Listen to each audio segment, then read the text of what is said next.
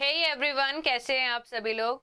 तो यूपीएसआई की vacancies release हो चुकी थी और उसके बाद अब आपका यूपीएसआई की डेट भी रिलीज हो चुकी है कि एग्ज़ाम अक्टूबर के मंथ में होने वाला है और अप्रोक्सीमेटली डेट है 27 अक्टूबर।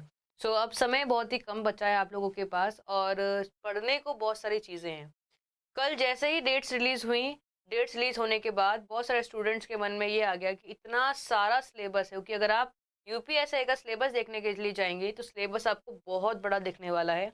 मतलब पन्ने पे पन्ने खत्म हो जाएंगे, इतना बड़ा सिलेबस है। और इतना बड़ा सिलेबस है और समय बचा है कम, क्योंकि एक स्टूडेंट की मेंटल एबिलिटी, मेंटल स्टेटस यही रहता है कि अभी तो हम सिर्फ पढ़ रहे हैं। जब डेट्स आएंगी, जब एग्जाम का एग्जैक्ट नोटिफिकेशन या शेड्यूल स्टार्ट होगा, तब जाके हम अच्छे से तैयारी करना शुरुआत करेंगे। तो वही स्टेट आप लोगों की है आज। पढ़ तो रखा है आपने, हाँ ठीक है, थोड़ा बहुत। अच्छा, हाँ स्लॉगिज्म, अच्छा इसका तो आइडिया है मुझे। अच्छा हिंदी, हाँ हाँ ये तो मुझे आता है, विलोम शब्द पर्यायवाची तो होता है। मतलब एक ओवरव्यू आप लोगों के पास होता है। पर अगर एग्जैक्टली आपसे कोई बोल दे कि भाई इस सवाल को सॉल्व कीजिए, तो आपके हाथ आज की, अगर आज कहे ना कोई ये सवाल सॉल्व कर दीजिए, तो आज आपके हाथ कांपने लग जाएंगे, क्योंकि आपको ये चीज नहीं आएगी, क्योंकि आपको अपने ऊपर ही कॉन्फिडेंस नहीं है। तो क्वेश्चन पे करने पे कैसे कॉन्फिडेंस होगा। तो आज मैं आप लोगों की इन्हीं बातों को डिस्कशन करने वाले हैं और आज मैं डिस्कशन करूंगी क्योंकि आपके पास 45 डेज है अप्रोक्सीमेटली। 50 दिन है वैसे तो कहने को, लेकिन 45 डेज हम मान के चल रहे हैं। 45 डेज में आपको पढ़ना भी है, समझना भी है और रिवीजन भी करना है। तो आपकी स्ट्रेटेजी क्या रहनी चाहिए। और इतना बड़ा सिलेबस भी आपको कवर अप करना है, तो वो इतना बड़ा सिलेबस कैसे कवर अप करेंगे, तो आज मैं इसी पे पूरा फोकस रखने वाली हूँ। 45 डेज तक वो करना क्या है, उसे बातचीत करेंगे, ठीक है। तो पहला मेन क्वेश्चन है, कैसे पढ़े, क्योंकि शुरुआत कहाँ से करें। हिंदी पढ़े, मैथ्स पढ़े, जीके पढ़ लें या फिर रीजनिंग पढ़ लें, क्या क्या पढ़े, क्योंकि सबका सिलेबस इतना बड़ा है। और क्या पढ़ें, दो क्वेश्चन सबसे ज्यादा आप लोगों को इस समय, मतलब अंदर तक है ना, पिंच कर रहे होंगे। तो हम स्टार्ट करते हैं अपने वीडियो को। सबसे पहले आप सबको बारे में पता होना चाहिए कि आज मैं डिस्कशन करने वाली हूँ 45 डेज आपको यही काम फॉलो करना है। अगर यूपीएससी में सिलेक्शन चाहते हैं, अच्छे तरीके से चाहते हैं कि भाई मेरिट में आ जाओ, तो यही चीज आपको फॉलो करनी है। मेरिट में आना चाहते हो तो यही चीज फॉलो करनी है, और केवल पास होना चाहते हो तो मत करो, तो खूब भी चलेगा। मेरिट में आने के लिए ही ये चीज फॉलो कीजिएगा और आंखें बंद करके फॉलो करना पड़ेगा। मतलब ब्लाइंडली फॉलो कीजिएगा, यकीन मानिए। यूपी ट्रिपल एससी में भी मैंने आप लोगों को इस तरीके की स्ट्रेटेजी बताई थी और वो चीज सक्सेसफुल रही भी, जिन बच्चों ने फॉलो करी। क्योंकि पूरा एनालाइज करने के बाद बताया जा रहा है कि हाँ भाई इस तरीके का पैटर्न आता है, और इस तरीके से अगर आप करोगे तो आप स्मार्टनेस के तरीके से आपका सिलेबस भी कवर अप हो जाएगा और आपको पता भी नहीं चलेगा, और बाकी स्टूडेंट से आप आगे भी निकल सकते हो। ठीक है, तो स्टार्ट करते सबसे पहले हम बेसिक बेसिक बात जान लेते हैं। एग्जाम पैटर्न के बारे में हम जाने, हमारे पास 4 सब्जेक्ट्स आएंगे, 4 टॉपिक्स रहेंगे। मैथ्स, हिंदी, हिंदी रहेगी, देन आपका मैथ्स रहेगा, हिस्ट्री, मतलब संविधान, ये सब चीजें रहेंगी, और आपका रीजनिंग रहेगा। 4 सब्जेक्ट्स रहेंगे इस तरीके से। हर सब्जेक्ट से आपके पास 40 क्वेश्चंस रहेंगे और कुल मिला के 100 मार्क्स रहेंगे। तो ऐसे आप मान के चलेंगे तो आपके पास 160 क्वेश्चंस आएंगे आपके एग्जाम्स के अंदर, और वो 160 क्वेश्चन 400 नंबर के होंगे। 160 क्वेश्चंस होंगे और सभी क्वेश्चंस टोटल मिला के 400 मार्क्स के हो जाएंगे। और आपको इसको करने के लिए समय मिलेगा 2 घंटे। पेपर ऑनलाइन होने वाला है, 2 घंटे का आपको समय मिलेगा। ठीक है, अब देखो वन बाय वन हम हर सब्जेक्ट की बात करेंगे। सबसे पहला सब्जेक्ट है सामान्य हिंदी। अब इस सब्जेक्ट को कितना फोकस करना है। ये सब्जेक्ट आपका 40 नंबर का आएगा। कितने का आएगा? 40 क्वेश्चन आएंगे, 100 नंबर का आएगा। 40 क्वेश्चन आएंगे, 100 नंबर का आएगा। तो इस हिंदी को आपको घोट के पीना है, सबसे इंपॉर्टेंट है बच्चे। इस हिंदी को आपको घोट के पीना है, छोड़ना ही नहीं है। किसी और सब्जेक्ट को आप भूल सकते हो, पर यूपीएससी के अंदर आपको हिंदी को निचोड़ के पीना है। यानी कि इसमें हमें चाहिए 40 में से 40 क्वेश्चन आपके सही होने चाहिए। 39 तक भी मान लो तो भी काम चल जाएगा, लेकिन कोशिश कीजिए 40 में से 40। इसमें कम या ज्यादा गुंजाइश ही नहीं है, पूरे सवाल करना है, कोई डाउट नहीं, पूरा पढ़ना है इसको। नेक्स्ट नेक्स्ट सब्जेक्ट है आपके पास, जो आएगा आपके पास, वो है मूल विधि, संविधान और सामान्य ज्ञान। इन तीनों को मिला के आपके आएंगे 40 क्वेश्चन और 100 नंबर का ये पेपर रहेगा, 100 मार्क्स। इन तीनों को मिला के संविधान अपने आप में बड़ा चैप्टर है, मूल विधि खुद में बहुत बड़ा चैप्टर है, और सामान्य ज्ञान तो पूछो ही मत।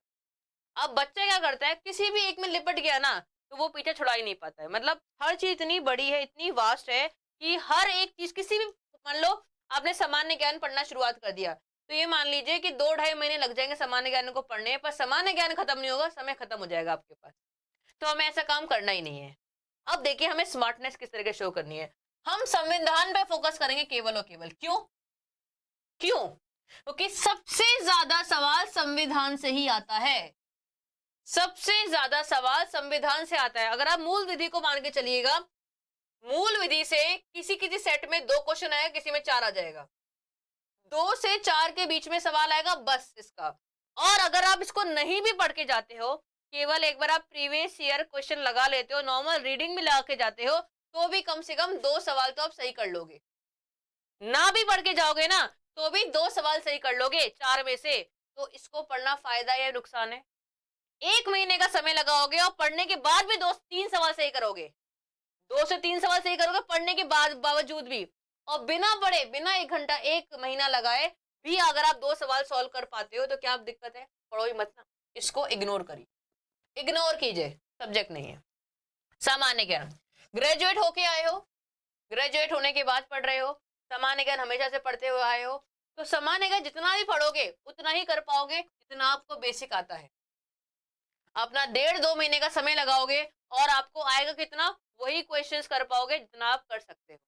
और इसमें क्वेश्चन भी, नंबर ऑफ क्वेश्चंस भी कम आते हैं, तो वे क्यों इसमें समय बर्बाद करना? नहीं करेंगे हम, इसमें भी समय बर्बाद नहीं करेंगे। हम क्या करेंगे? संविधान को पढ़ेंगे। क्यों? क्योंकि इससे आता है सबसे ज्यादा क्वेश्चन, सबसे ज्यादा सवाल इसी टॉपिक से आता है, तो हमें इस पे पूरा फोकस करना है, ना कि इन तीनों पे।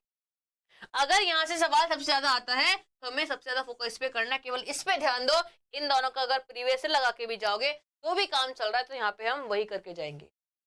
मैं वो चीज बता रही हूँ जिससे सिलेक्शन होना है, मैं वो नहीं बताऊंगी जिससे आपको पंडित बनोगे, एकदम हाई लेवल के पंडित जिसको सब कुछ आता है, वो नहीं बताऊंगी मैं वो तरीका बताऊंगी जिससे सिलेक्शन होगा आपका। आप केवल संविधान पे ध्यान दीजिए। इसको अगर छोड़ के भी चले जाओगे ना, गारंटी ले रही होगा, इसको पढ़ के गए हो ना, आपका ये क्लियर है, क्लियर है, क्लियर, ये टेंशन ही मत लेना। नेक्स्ट चीज है, नेक्स्ट है आपके पास 2 चीजें, एक संख्यात्मक, एक मानसिक योग्यता परीक्षा। बच्चों के मन में क्या लगता है इस टॉपिक को देख के कि ये मैथ्स है, ऐसा उन्हें लगता है कि ये मैथ्स है, पर ये ऐसा है नहीं, नहीं है ये मैथ्स। मैथ्स केवल ये है, ये केवल आपकी मैथ्स है, ये मैथ्स के फॉर्म में रीजनिंग है। ये क्या है? आपकी रीजनिंग है, ये मैथ्स नहीं, ये आपकी रीजनिंग है। ठीक है, तो मैं आपको ये बोलूंगी कि इस पे ध्यान ना देते हुए आपको इस पे ध्यान देना, इसको आपको इग्नोर करना है, क्योंकि इसका सवाल जो आएगा वो टफ आएगा। संख्यात्मक का सवाल टफ आएगा, प्लस लेंदी होगा, समय भी लगेगा आपको करने में। और अगर समय लगेगा, और समय तो केवल 2 घंटे पूरा पेपर आपको करना है, तो हम इसकी जगह पे इस पे ध्यान देंगे, क्योंकि ये आपको क्या बनाएगा? आर्यभट्ट, जो कि हमें बनना नहीं है, हमें यूपीएसआई बनना है, हमें तो दरोगा बनना है, और ये बनाएगा आपको दरोगा। तो इस पे आपको ध्यान बहुत ही कम देना है, ना दोगे तो भी चलेगा, इस पे आपको पूरा ध्यान देना है, पूरा ध्यान देना है कि इसके आपके जितने भी नंबर का ये आता है पूरा के पूरा आपका सही हो। ये कुल मिला के 40 क्वेश्चन आएंगे, 40 क्वेश्चन आएंगे कुल मिला के, यहाँ से 100 मार्क्स का रहेगा। और मैक्सिमम वेटेज यानी कि 21-25 नंबर तक मान के चलिए सवाल आपका यहीं से आने वाला है। तो हमें इस पे फोकस करना है और यही हमें पढ़ना है, ये हमें ना के बराबर पढ़ना है। बेसिक पढ़ के जाएंगे तो भी हमारा काम चल जाएगा। तो मैथ्स जिनको डर था ना, वो डर खत्म कर दीजिए। केवल मैथ्स से सिलेक्शन नहीं होना, यहाँ पे सिलेक्शन किसी और चीज से होना है। मैथ्स केवल आपको डराने के लिए, और वही लोग मैथ्स पढ़ते हैं, सोचते हैं हम मैथ्स में सब कुछ पढ़ लेंगे तो मैं आ जाएगा। नहीं, मैथ्स का पेपर टफ भी होगा प्लस लेंदी भी होगा। जहां यहाँ पे समय, अगर यहाँ पे 1 मिनट में 2 सवाल हो रहे हैं और वहीं यहाँ पे 2 मिनट में भी 1 सवाल ना हो, ऐसा भी हो सकता है। तो इसलिए हमें इस पे ध्यान देना, इस पे ध्यान नहीं देना। तो इसको इग्नोर करिए, ये हमें नहीं पढ़ना, इसको पढ़ना है आपको। नेक्स्ट चीज, ये एनालाइज करने की बात चीज है बाद में। देखो अब चौथा पार्ट में 3 चीजें आती हैं। पहली है मानसिक अभिरुचि, दूसरी है बुद्धिलिप्तता, और तीसरे तार्किक। हमें इस पे ध्यान नहीं देना है। बहुत बच्चे सोचते हैं कि हमें मानसिक अभिरुचि तो आती नहीं है, वो इतनी मोटी किताब लेके आते हैं और लगे हुए हैं उसको पढ़ने के लिए, समझ में भी नहीं आता है, और इतनी मोटी किताब कम से 2-3 महीने लगते हैं उसको पढ़ने के लिए, और पढ़ रहे हैं और फिर भी कहीं जाके 2-3 सवाल सही कर पाते हैं। समय बर्बाद किया। सिलेबस इसका बहुत बड़ा है, बहुत बड़ा सिलेबस है इसका, और वहां पे उस सिलेबस में से हर टॉपिक से क्वेश्चन भी नहीं आता है, कुछ कुछ टॉपिक से सवाल आता है, और वो सवाल अगर आप नॉर्मल प्रीवियस ईयर या फिर नॉर्मल बुकलेट मतलब क्वेश्चन वाली बुकलेट लगा के भी जाओगे ना, उतने सवाल आप वैसे भी सही कर सकते हो। तो इसको 3 महीने लगाने की जरूरत ही नहीं है ना, तो हम इसको नहीं पढ़ेंगे। हम किसको पढ़ेंगे? इसको पढ़ के जाएंगे, क्योंकि सवाल ज्यादा यहाँ से आएगा और सिलेक्शन में यही चीज दिलवाएगी आपको, ये चीज सिलेक्शन दिलवाएंगी। तो इस पूरे पार्ट से भी 40 क्वेश्चन आते हैं, 40 क्वेश्चन 100 मार्क्स के आएंगे, और सबसे ज्यादा वेटेज रहेगा। मतलब ये मान के चलिए 30+ क्वेश्चन आपके यहाँ से आते हैं, यहाँ से आपके कितने आएंगे? 30+ क्वेश्चन आएंगे इस पूरे पार्ट को मिला के।